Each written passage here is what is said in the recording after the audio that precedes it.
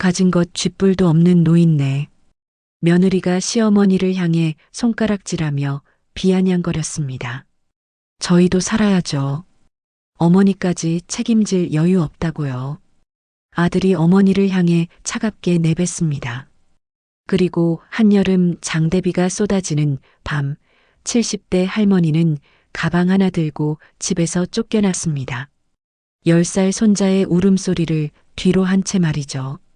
하지만 며칠 후 아들 부부가 신문 일면을 장식한 어떤 기사를 본 순간 얼굴이 하얗게 질렸습니다. 도대체 그들이 본 것은 무엇이었을까요?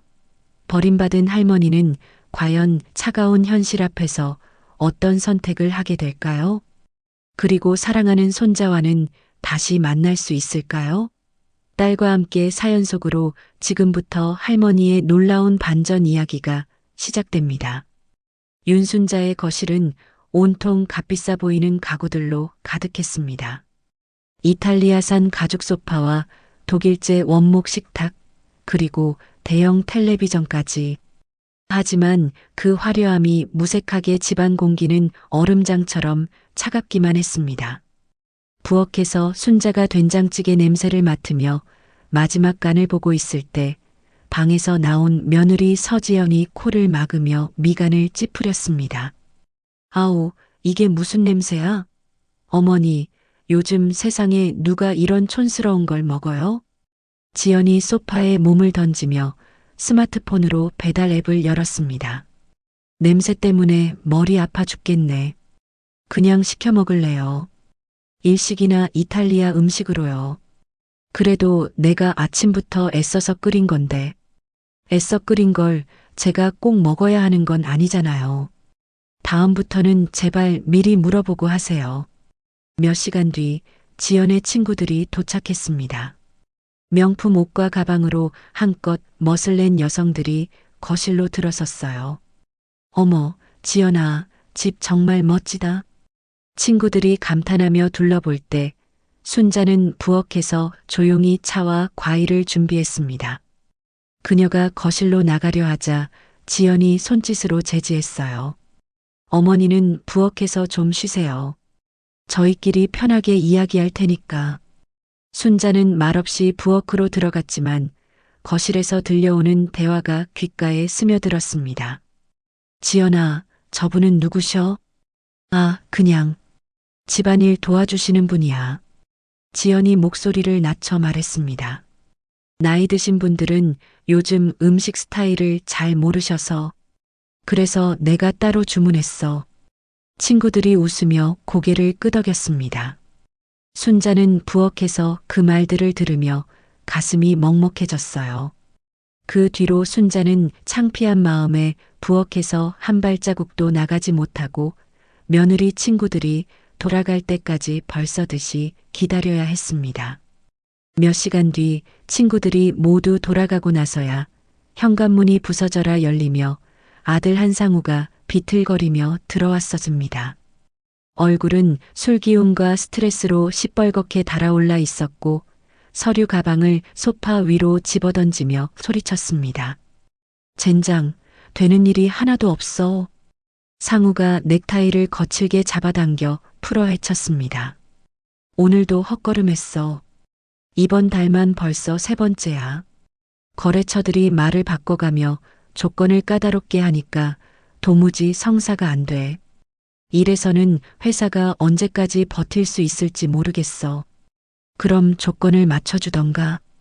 지연이 건성으로 말하자 상우가 폭발했습니다. 맞춰줄 돈이 어디 있어? 이런 식으로 가다가는 정말 회사 문 닫게 생겼다고. 상우가 양손으로 머리를 감싸며 한숨을 내쉬자 순자가 조용히 다가가 그의 어깨에 손을 올렸습니다. 상우야, 많이 힘들겠네. 속 쓰려워도 밥이라도 한 숟가락 떠라. 엄마, 지금 정신이 있어요? 내가 망해가는데 밥이 들어가요? 상우가 화를 내며 순자의 어깨를 거칠게 밀었습니다. 순자가 균형을 잃고 뒤로 넘어지면서 바닥에 주저앉았죠. 아야. 하지만 상우는 어머니를 일으켜주기는커녕 더욱 화를 냈습니다. 이런 상황에 밥 생각만 하시니까 이 모양이 된 거 아니에요? 다 어머니 때문이잖아요. 상우의 목소리가 거실 전체를 울렸습니다. 내가 다른 놈들처럼 제대로 된 뒷배라도 있었으면 이런 개고생은 안 했을 거 아니에요? 친구 박상현이는 아버지가 부동산으로 돈 싸들고 와서 미천 대줘 가지고 지금 사업이 얼마나 잘 나가는데요. 상우야, 애미한테 그게 무슨 말이냐? 사실이잖아요. 어머니, 태훈이 아시죠? 걔네 부모는 공장을 통째로 물려줘서 걱정 없이 사는데. 그런데 나는 맨손으로 시작해서 이게 뭐예요? 죽어라 고생만 하고 있잖아요. 순자는 입술을 굳게 다문 채 아들의 분노를 온몸으로 받아내고 있었습니다. 젊었을 때 땅이라도 좀 사두시지. 아버지 돌아가시고 나서도 그냥 손 놓고 계셨잖아요. 아버지 돌아가신 다음에 내가 뭘 하면서 너를 키웠는지 정말 몰라. 순자의 목소리에 처음으로 힘이 들어갔습니다. 뭘 하셨는데요? 가게 하나 제대로 못 키우고 접으신 것 말고요. 그 가게로 널 대학까지 보냈다. 대학 보내는 게 뭐 대단한 일이에요? 요즘 세상에 누가 대학 안 가는데요? 그런 건 부모로서 당연히 해야 할 의무 아니에요? 상우가 비웃듯 말하자 순자의 손이 미세하게 떨려왔어요. 그때 안방에서 10살 손자 한도윤이 울먹거리며 나왔습니다. 아빠, 그만해. 할머니한테 왜 그래? 도윤이 순자 곁으로 달려가 그녀의 치마를 붙잡았습니다. 넌 방에 들어가 있어. 어른들 이야기에 끼어들지 마.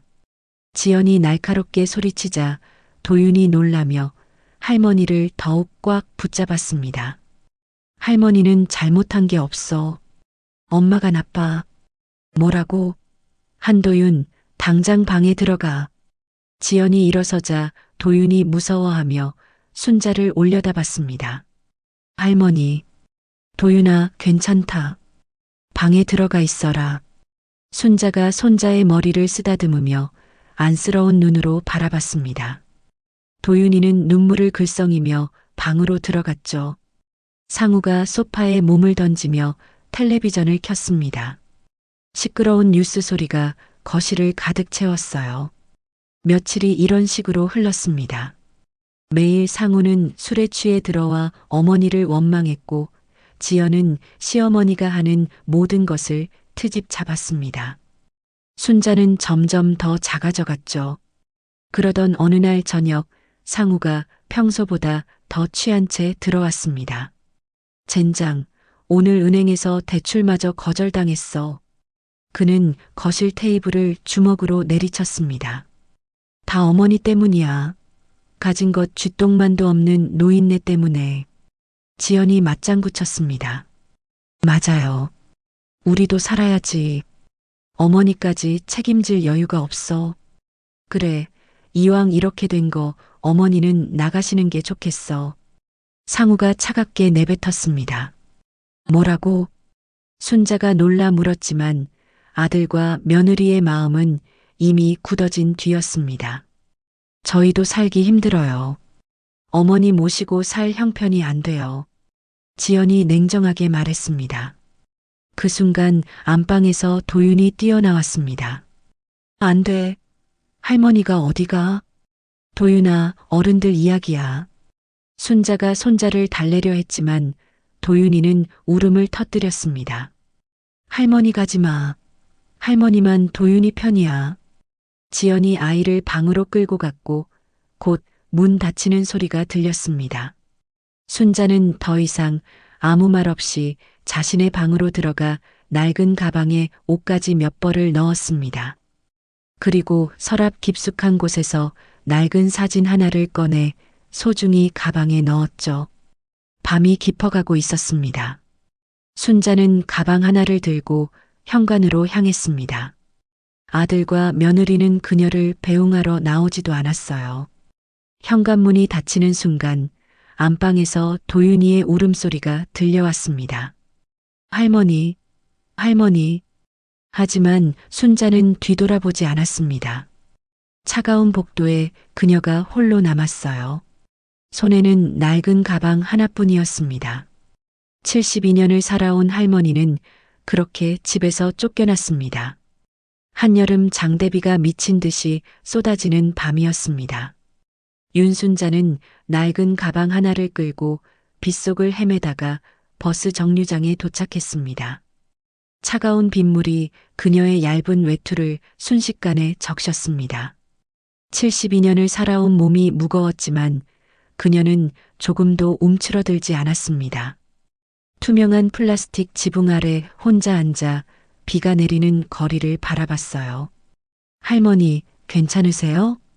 밤늦게 지나가던 택시기사가 차를 세우고 걱정스럽게 물었습니다. 이런 밤에 혼자 계시면 위험해요. 순자는 택시기사를 향해 조용히 도움을 구했습니다. 혹시 휴대폰 한 번만 빌려 쓸 수 있을까요? 연락할 곳이 있어서요.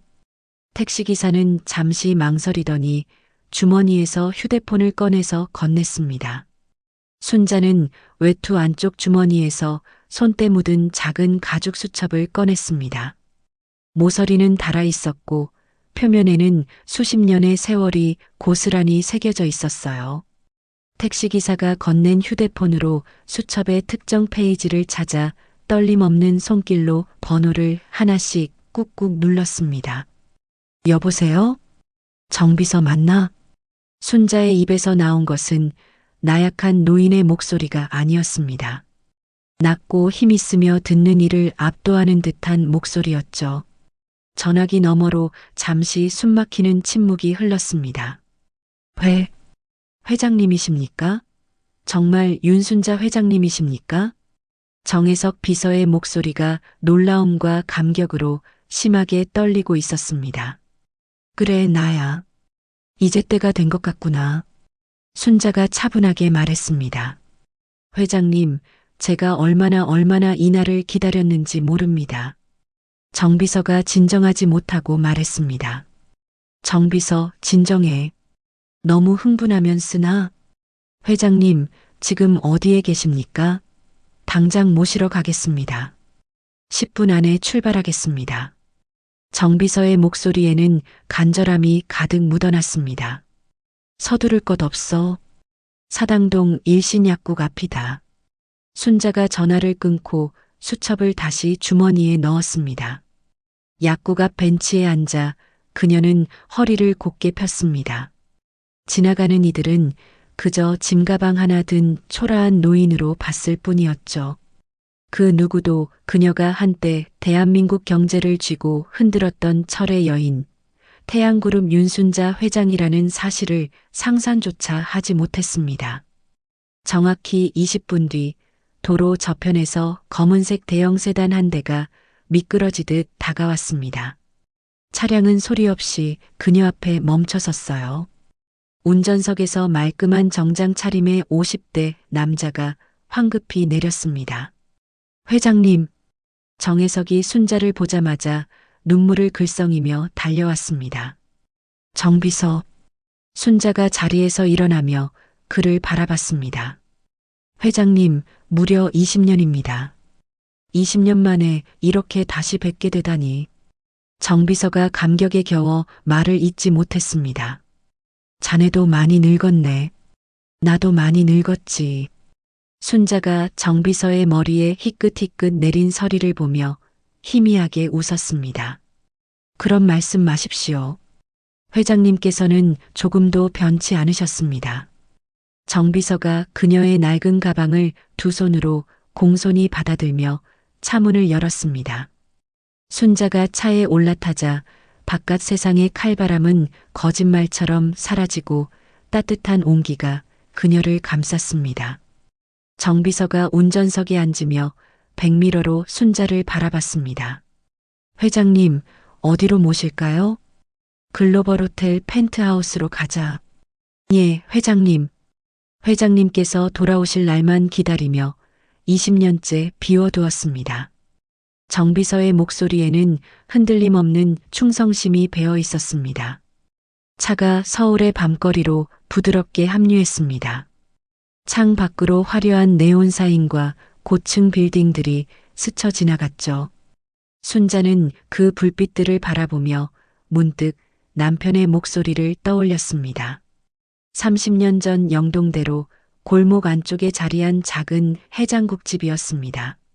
순잔의 해장국이라는 소박한 간판이 걸린 가게 뒤편 쌀가마니와 김치통이 놓인 좁은 사무실에서 순자와 남편이 마주 앉아 있었습니다.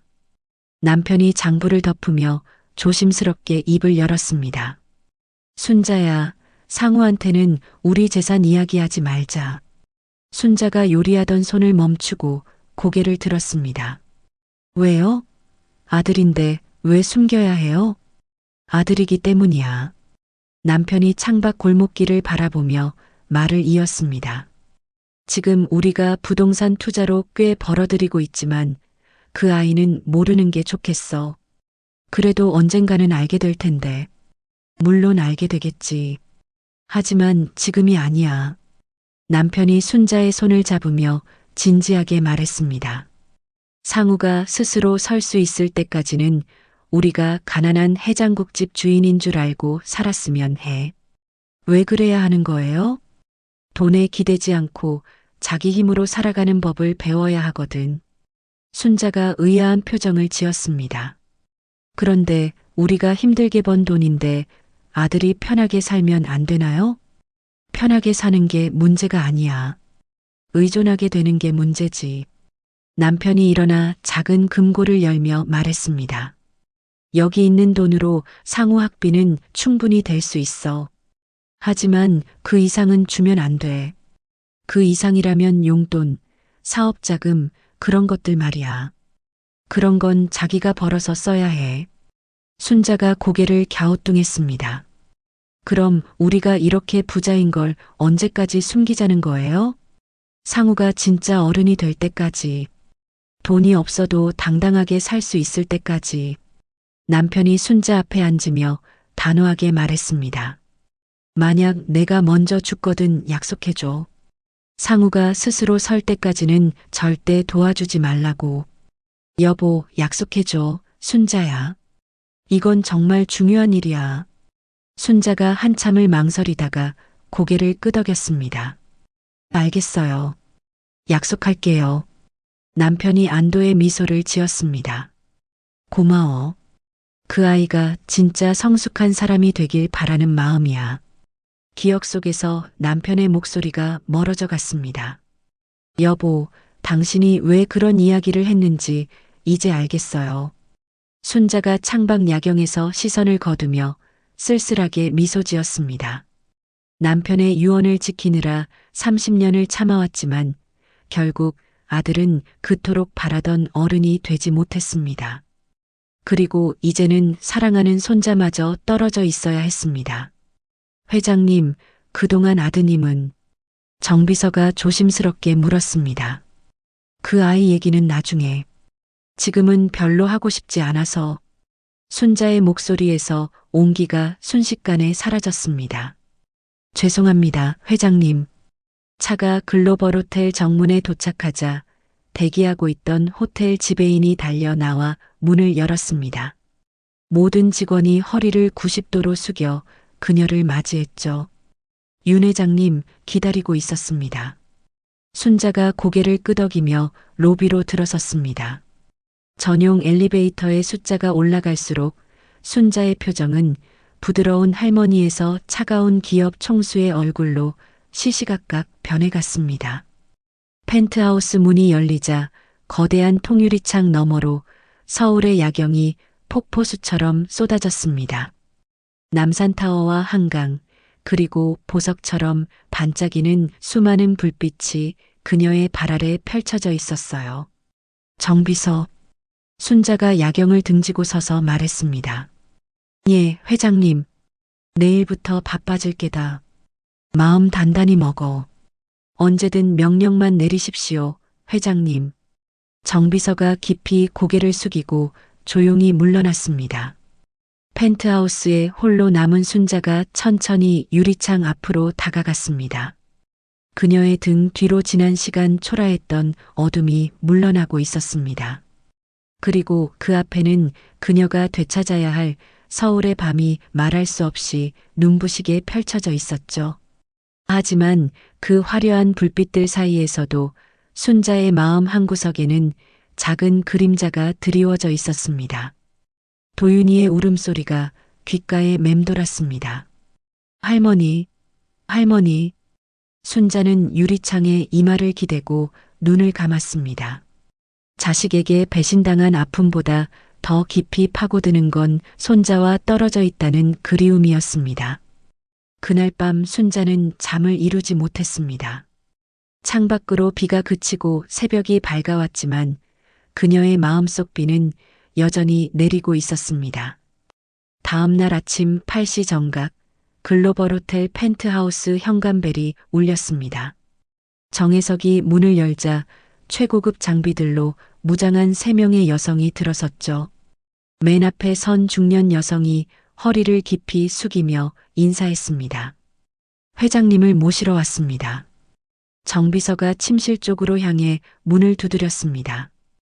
회장님, 청담동 미용원장님이 도착했습니다. 들여보내. 방 안에서 나지막하지만 힘있는 목소리가 들려왔습니다. 팀이 침실로 들어서자 윤순자는 이미 흰색 실크 가운을 걸친 채 거울 앞에 앉아 있었습니다. 어제 아들의 집에서 쫓겨나던 초라한 노인의 모습은 온데간데 없었죠. 회장님, 20년 만에 다시 뵙습니다. 청담동 미용원장이 감격스러운 얼굴로 말했습니다. 그래, 김 원장. 내 머리를 처음 만져줬을 때가 엊그제 같은데 세월 한번 빠르네. 오늘도 최고의 영광으로 생각하고 모시겠습니다. 김 원장이 순자의 머리카락을 조심스럽게 만져보았습니다. 많이 상하셨습니다. 관리할 시간이 없으셨나 봅니다. 시간이 없었던 게 아니라 그럴 필요가 없었지. 이제부터 다시 필요해졌지만 순자가 거울 속 자신을 보며 담담히 말했습니다. 그 말 한마디에 전문가들의 손길이 일사불란하게 움직이기 시작했어요. 한 명은 머리를, 다른 한 명은 얼굴을, 마지막 한 명은 거칠어진 손톱을 다듬었습니다. 지난 20년의 고된 세월이 전문가들의 손길 아래 흔적도 없이 지워지고 있었습니다. 2시간이 흐른 뒤 모든 작업이 끝났습니다. 회장님, 확인해 보시죠. 거울 속에는 완전히 다른 사람이 앉아 있었습니다. 푸석하던 백발은 깔끔한 짙은 갈색의 단발머리로 변해 있었고 옅은 화장은 그녀의 날카로운 눈빛을 더욱 돋보이게 만들었죠. 수고했어. 순자의 짧은 칭찬에 팀원들이 일제히 고개를 숙였습니다. 미용팀이 나가자 정비서가 검은색 맞춤 정장을 들고 들어왔습니다. 순자가 옷을 갈아입고 나오자 방 안의 공기마저 바뀌는 듯 했습니다. 회장님, 이현주 변호사와 박도영 회계사님이 도착했습니다. 응, 들어오라고 해. 순자가 거실 소파 깊숙이 앉아 다리를 꼬았습니다. 잠시 후 50대 여성과 40대 남성이 서류 가방을 들고 들어와 90도로 허리를 숙였습니다. 윤 회장님, 다시 뵙게 되어 영광입니다. 2 사람 다 고생 많았어. 그동안 내 금고는 잘 지키고 있었겠지. 순자가 농담처럼 말했지만 2 사람의 얼굴은 긴장으로 굳어 있었습니다. 이현주 변호사가 서류 가방에서 두꺼운 파일을 꺼냈습니다. 회장님께서 맡기신 청담동 일대 부동산을 비롯해 여러 자산들을 합치면 현재 수백억 원 규모에 달합니다.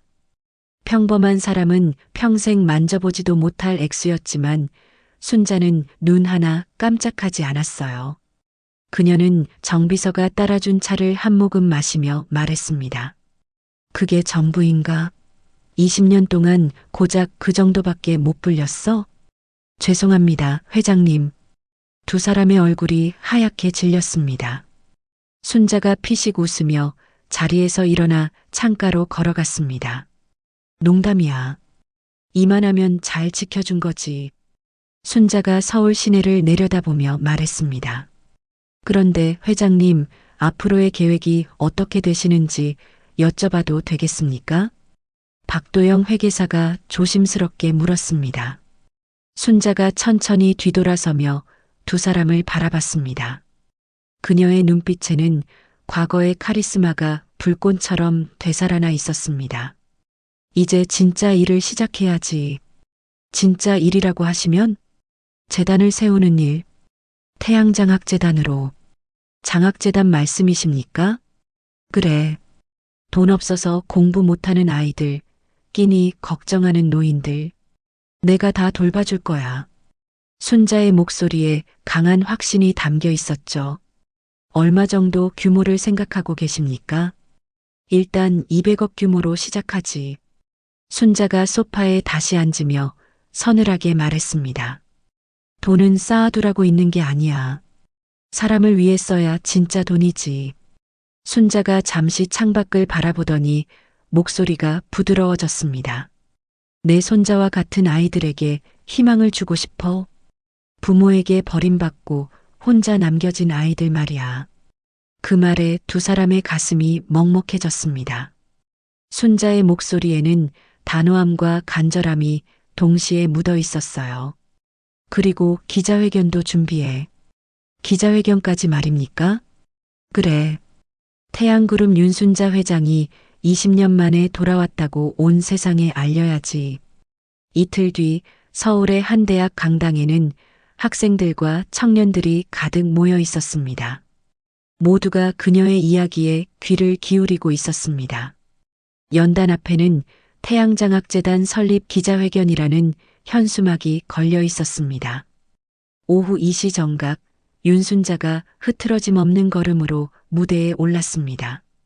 어깨를 곧게 편 그녀의 모습에 기자들은 셔터를 눌러댔습니다. 안녕하십니까? 저는 태양장학재단의 이사장을 맡게 된 윤순자입니다.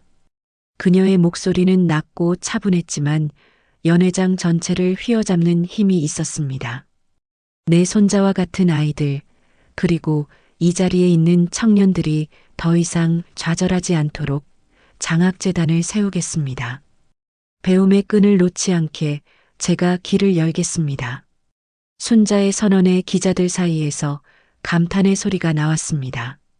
기자회견이 끝나고 순자는 펜트하우스로 돌아왔습니다. 그날 저녁 모든 방송사의 메인 뉴스는 윤순자 회장의 소식으로 도배되었습니다. 진정한 노블레스 오블리주, 시대의 어른이 보여준 감동이라는 찬사가 쏟아졌죠. 순자는 펜트하우스 거실에서 와인 잔을 든 채 텔레비전 속 자신의 모습을 바라보고 있었습니다. 그녀는 더 이상 누군가의 어머니가 아니었습니다. 스스로 세상의 빛이 되기로 선택한 윤순자, 모두의 존경을 받는 시대의 어른으로 다시 태어난 순간이었죠. 하지만 그 화려한 성공과 찬사 속에서도 순자의 마음 한구석에는 커다란 구멍이 뚫려 있었습니다. 도윤이를 향한 그리움이었습니다. 아이의 맑은 웃음소리가 귓가에 맴돌았고 할머니, 할머니 부르던 그 애틋한 목소리가 가슴을 파고들었습니다. 세상 모든 아이들을 위한 재단을 만들겠다고 선언했지만 정작 자신이 가장 사랑하는 그 한 아이는 어디에 있는지조차 알 수 없었습니다. 순자는 와인 잔을 입에 대며 창밖을 바라봤습니다. 반짝이는 서울의 불빛들 사이 어딘가에 도윤이가 있을 텐데 그 작은 손을 잡아줄 수 없다는 현실이 그 어떤 성공보다도 크게 다가왔습니다. 일주일 뒤 한상우가 자신의 사무실에서 떨리는 손으로 우편물을 뜯어보고 있었습니다. 신용불량자 통보서와 은행 압류 통지서가 연달아 나왔어요. 그가 쌓아 올린 모든 것이 이 서류 몇 장으로 끝이 나고 있었습니다. 젠장. 상우가 책상을 주먹으로 내리쳤습니다. 그때 핸드폰이 미친 듯이 울렸습니다. 서지연이었어요. 여보, 당신 어디야? 지금 집에 큰일 났어. 지연의 목소리는 거의 비명에 가까웠습니다. 무슨 일인데? 은행에서 사람들이 와서 집 전체를 압류한다고 했어. 통장도 다 동결됐다고. 뭐라고? 상우가 휘청거리며 의자에 주저앉았습니다. 어떻게 해? 동네 사람들 지금 다 나와서 구경하고 난리 났어. 창피해 죽겠다고. 전화가 끊어지고 상우는 급하게 택시를 잡아탔습니다. 아파트 앞에 도착하자 정말로 은행 직원들이 서류 뭉치를 들고 나오고 있었습니다. 주민들은 대놓고 그들을 향해 수군거리고 있었죠. 어머, 저 집이 망했나 봐. 그렇게 잘난 척은 혼자 다 하더니 꼴 좋다. 지연이 아파트 복도에 주저앉아 얼굴을 가린 채 울고 있었습니다. 당신 때문이야. 당신이 사업 하나 제대로 못해서 이게 무슨 꼴이냐고. 지연이 상우를 보자마자 달려들어 그의 가슴을 주먹으로 쳤습니다. 시끄러워. 내가 카드 긁어댈 때마다 내 등골이 휘는 소리 못 들었어? 그 명품백들이 다 내 빚덩어리였어. 이 여자야. 2시간 뒤 부부는 허름한 여행 가방을 끌고 반지하 원룸으로 이사했습니다. 보증금도 간신히 마련한 좁은 방이었어요. 세상에, 우리가 어떻게 이런 데서 살아? 지연이 금방이라도 울음을 터뜨릴 듯한 얼굴로 바닥에 앉았습니다. 그럼 어떡할까?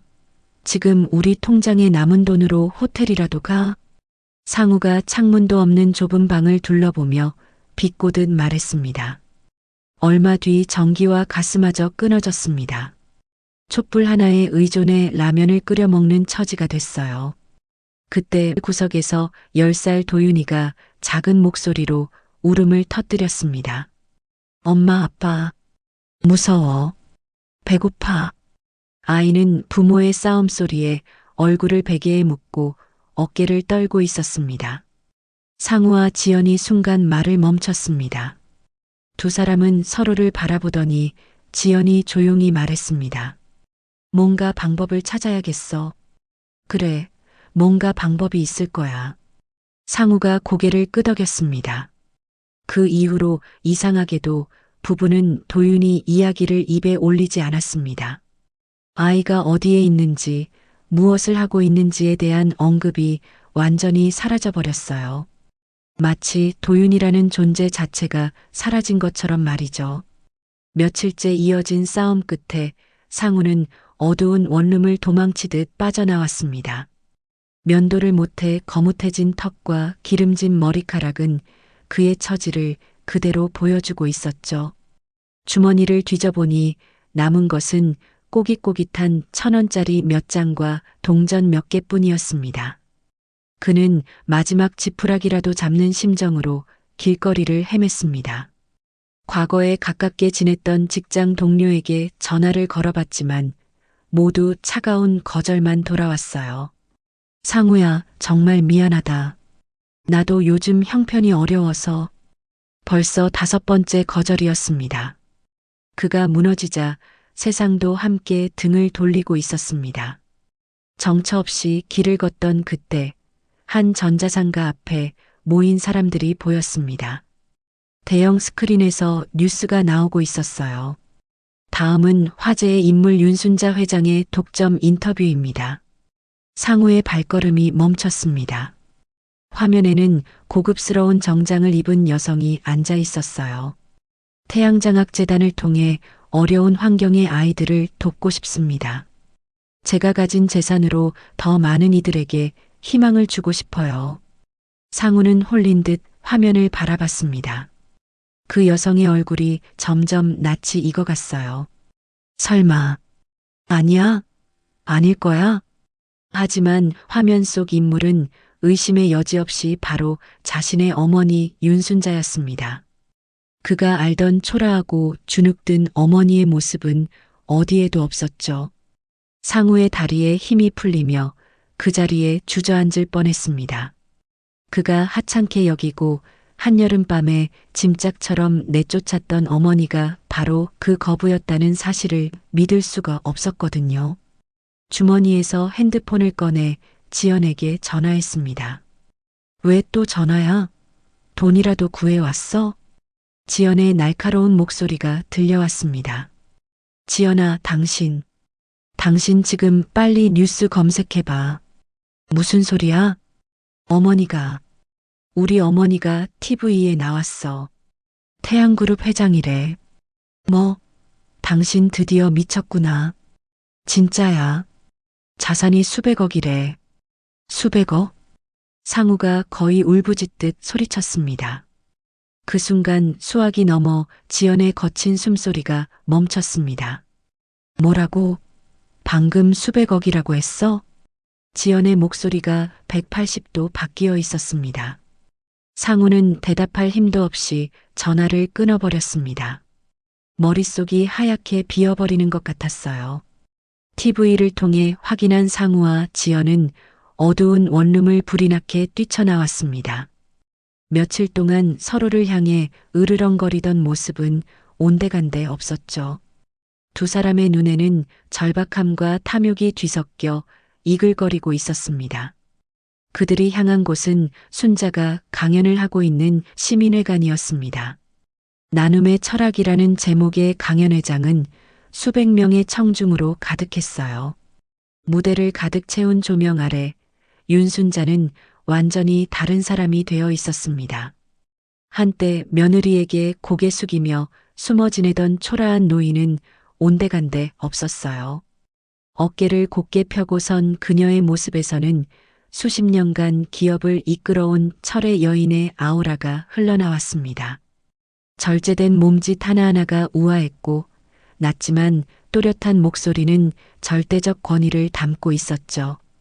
진정한 분은 나누는 데서 나옵니다. 그녀가 입을 열 때마다 수백 명의 청중이 숨을 죽이고 경청했습니다. 상우와 지연은 강연장 뒤쪽에서 그 모습을 바라보며 충격에 휩싸였습니다. 화려한 조명을 받으며 존경받는 어머니의 모습이 믿어지지 않았거든요. 강연이 끝나고 순자가 무대에서 내려오자 상우와 지연이 앞으로 뛰어나갔습니다. 어머니, 상우가 그 자리에 털썩하고 무릎을 꿇었습니다. 강연장에 있던 모든 사람들의 시선이 순식간에 그에게로 쏠렸죠. 어머니, 이 불효자식이 왔습니다. 제가 다 잘못했습니다. 상우의 처절한 외침이 강연장 전체에 울려 퍼졌습니다. 지연도 망설임 없이 옆에 따라 무릎을 꿇으며 눈물을 흘렸습니다. 하지만 순자는 미동도 없이 그들의 위선적인 눈물쇼를 내려다볼 뿐이었습니다. 그녀가 차가운 목소리로 물었습니다. 도윤이는 어디 있느냐? 상우와 지연이 순간 말을 막혔습니다. 도윤이 말이다. 내 손자는 어디에 있냐고? 순자의 목소리가 강연장 전체에 울려 퍼졌습니다. 지연이 뻔뻔하게 고개를 들며 말했습니다. 그건 어머니가 저희를 도와주시면 말씀드리겠습니다. 돈을 주세요. 그러면 도윤이를 보여드릴게요. 그 순간 순자의 눈빛이 얼음보다 차가워졌습니다. 분노와 실망이 뒤섞인 침묵이 흘렀습니다. 자식과 부모 사이의 마지막 다리가 그렇게 끊어지고 있었습니다. 글로벌 호텔 로비에서 벌어진 그 충격적인 대면 이후 윤순자는 며칠 동안 펜트하우스에서 나오지 않았습니다. 정혜석 비서가 아무리 일정을 말해도 그녀는 창밖만 바라볼 뿐이었어요. 도윤이는 어디에 있을까? 순자가 중얼거렸습니다. 손자를 돈으로 거래하려는 자식들의 모습이 머릿속에서 떠나지 않았어요. 회장님, 오늘 희망고아원에 기부금을 전달하는 일정이 있습니다. 정비서가 조심스럽게 말했습니다. 고아원? 순자의 눈빛이 흔들렸습니다. 예. 서울에서 가장 큰 고아원 중 하나입니다. 부모 없는 아이들이 100여 명 정도 생활하고 있다고 합니다. 그래, 가자. 당장 가자. 순자가 벌떡 일어났습니다. 1시간 뒤 검은 세단이 희망고아원 앞에 멈췄습니다. 낡은 3층 건물이었지만 아이들의 웃음소리가 마당에서 들려왔어요. 고아원장이 달려나와 깊이 인사했습니다. 윤 회장님, 정말 감사합니다. 아이들이 얼마나 기다렸는지 모릅니다. 순자가 고개를 끄덕이며 마당을 둘러봤습니다. 여러 나이의 아이들이 뛰어놀고 있었는데 그 중에서 한 아이가 눈에 들어왔어요. 구석에 혼자 앉아 있는 10살 정도의 남자아이였습니다. 다른 아이들과 달리 조용히 땅바닥에 돌멩이로 그림을 그리고 있었죠. 저 아이는? 순자가 고아 원장에게 물었습니다. 아, 저 아이는 한 달 전에 온 도윤이라는 아이입니다. 부모가 경제적으로 어려워져서. 도윤이? 순자의 심장이 쿵하고 떨어지는 것 같았습니다. 그녀는 천천히 그 아이에게 다가갔어요. 아이가 고개를 들었을 때 순자는 숨이 막혔습니다. 분명히 그녀의 손자 한도윤이었습니다. 할머니? 도윤이도 순자를 알아봤습니다. 아이의 눈에서 눈물이 주르르 흘러내렸어요. 도윤아. 순자가 무릎을 꿇고 손자를 끌어안았습니다. 두 사람은 그대로 서로를 붙잡고 한참을 울었죠. 할머니, 할머니. 도윤이가 순자의 품에서 울먹이며 말했습니다. 엄마 아빠가 날 버렸을 때 너무 무서웠어. 밤에 혼자 길에서 울었는데 아무도 도와주지 않았어. 그 말을 들은 순자는 온몸이 떨려왔습니다. 자신이 아들에게 버림받았을 때와 똑같은 감정을 이 어린 손자도 겪었다는 사실을 깨달았거든요. 도윤아, 괜찮다. 이제 할머니가 있다. 순자가 손자의 머리를 쓰다듬으며 말했습니다.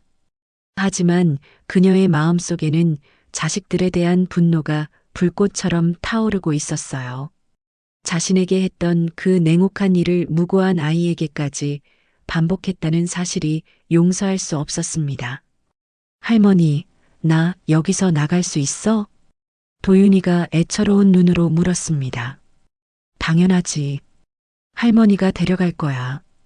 그때 정비서가 이연주 변호사를 데리고 왔습니다. 회장님, 상황을 파악했습니다. 이 변호사가 조심스럽게 말했습니다. 아이 부모가 한 달 전에 아이를 이곳에 맡기고 연락이 끊어진 상태입니다. 사실상 유기한 것이죠. 그럼 회장님, 마음 놓으세요. 아이를 유기한 부모에게는 더 이상 양육권이 없습니다. 법적으로 회장님께서 도윤이의 후견인이 되실 수 있어요.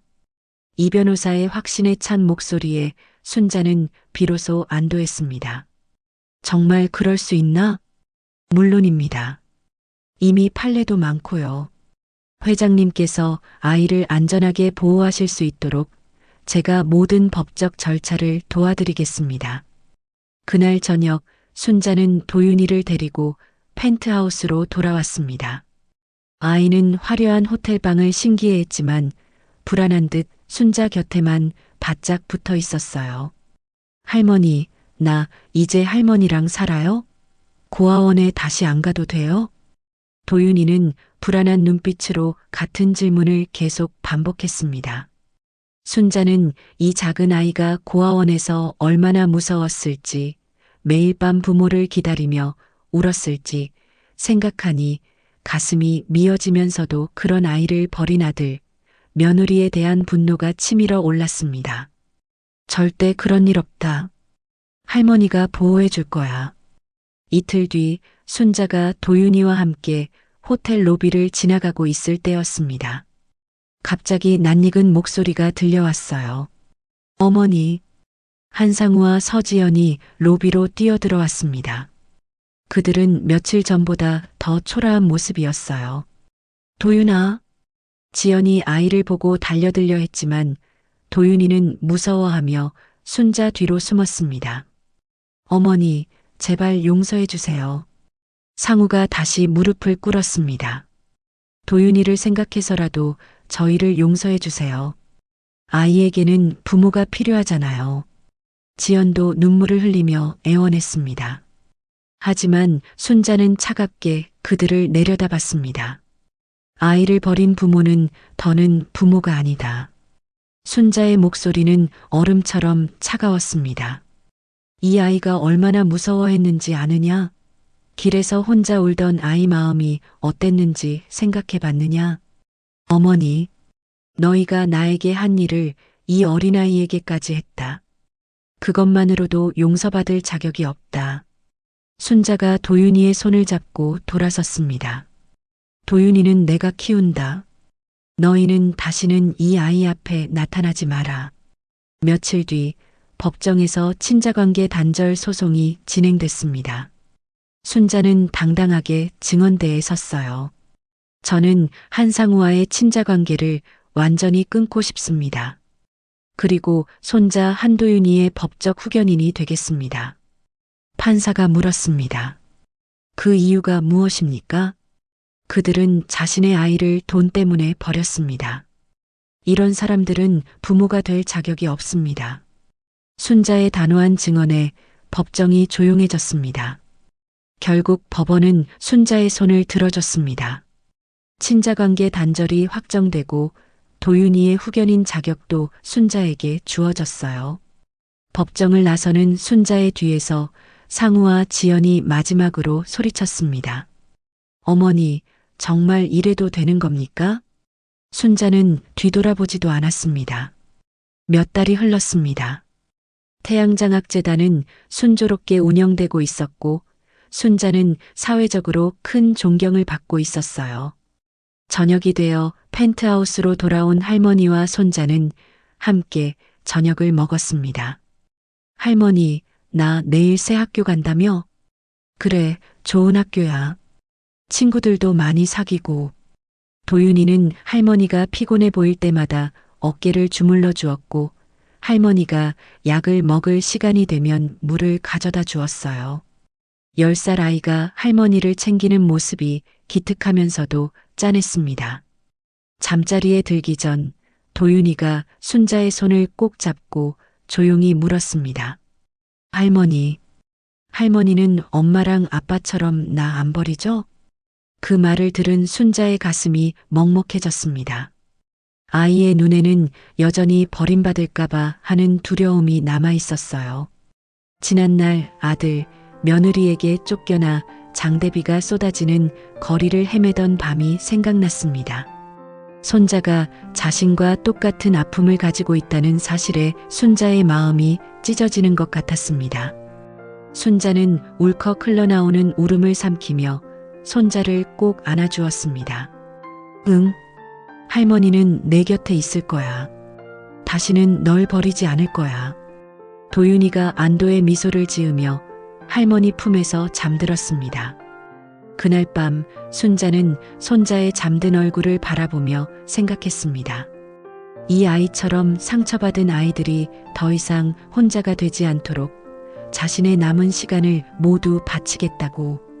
태양장학재단은 계속해서 많은 아이들에게 희망을 주고 있었고 순자는 손자와 함께 진짜 행복을 찾았습니다.